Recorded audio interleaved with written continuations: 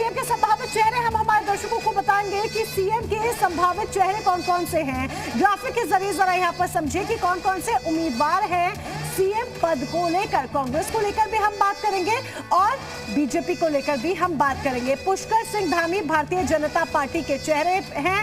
उत्तराखंड में बाकायदा चुनावी प्रचार जब किया गया तो फिर पुष्कर सिंह धामी के चेहरे का इस्तेमाल किया गया। और यहाँ पर मदन कौशिक की भी बात करेंगे। हम बात करेंगे अनिल चढ़ूनी की भी, जो कि भारतीय जनता पार्टी के उम्मीदवार चेहरे हो सकते हैं सीएम पद के लिए। अनिल बलूनी की हम बात करेंगे। लेकिन यहाँ पर पुष्कर सिंह धामी सबसे ज्यादा देखिए फेमस चेहरे हैं, चर्चित चेहरे हैं। और बीजेपी, बेशक हम संभावित चेहरे यहाँ पर बात करें, लेकिन बीजेपी कहीं ना कहीं इशारे देती आई है कि सरकार बनी तो धामी के नेतृत्व में बनेगी। हरीश रावत जादूगर है ये उत्तराखंड की सियासत को समझते हैं। ऐसे में सीएम पद के संभावित चेहरे में कांग्रेस की तरफ से हरीश रावत एक बड़े उम्मीदवार के तौर पर देखे जा रहे हैं। यानी कि अगर कांग्रेस की सरकार बन जाती है, जो एग्जिट पोल बता भी रहे हैं, तो हरीश रावत संभावित चेहरे हो सकते हैं। लेकिन कांग्रेस में प्रीतम सिंह भी बहुत टफ फाइट देते हुए नजर आ रहे हैं। यही एक बड़ी वजह है कि बीच में हरीश रावत की ठन भी गई थी।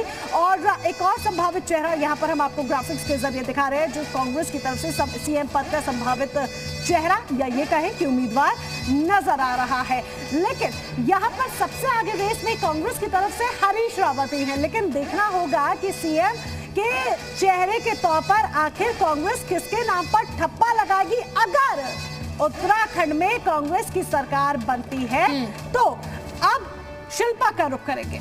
बिल्कुल, हमारे सहयोगी रामानुज हमारे साथ इस वक्त जुड़ चुके हैं। मोनिका हमें वो संभावित चेहरे बता रही थी बीजेपी के, कांग्रेस के कौन कौन से संभावित चेहरे हो सकते हैं जिसकी भी सरकार बनती है। रामानुज का आप रुख कर लेते हैं।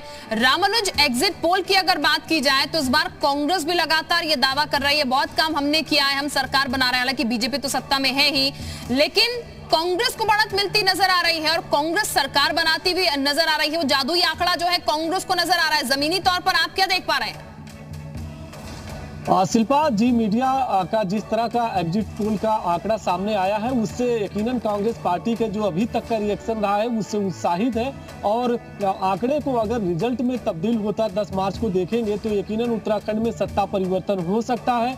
और जिस तरह से अभी तक के आंकड़े हैं उसके मुताबिक कांग्रेस पार्टी बढ़त लेते नजर आ रही है। लेकिन दूसरी तरफ सत्ताधारी भाजपा की भी बात करना वाजिब होगा। और भाजपा भी दावा कर रही है कि आंकड़े जो है वो जो बता रहे हैं वो भाजपा के भी पक्ष में है। और ऐसे में भाजपा भी सरकार बनाने के लिए दावा कर सकती है। ये तो अभी तक के दावे हैं और नतीजे फिलहाल 10 मार्च को घोषित होंगे।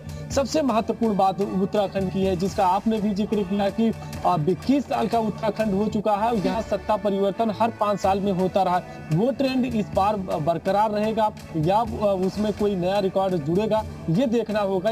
ये नतीजे आपको 10 मार्च को देखने को मिलेंगे। लेकिन दूसरी तरफ इतना जरूर कह सकते हैं कि अब जैसे जैसे अब सही नतीजे की घड़ी नजदीक आ रही है, चाहे वो भाजपा है या कांग्रेस पार्टी है, दोनों दलों में बैठकों का दौर शुरू हो रहा है। आज आपको ये भी बता दें कि कांग्रेस पार्टी की भी महत्वपूर्ण बैठक होने जा रही है, जिसमें आने वाली काउंटिंग को लेकर के चर्चा की जाएगी। और अगर नतीजे आते हैं तो उसको लेकर के भी चर्चा होगी कि नई सरकार का कैसे गठन होगा।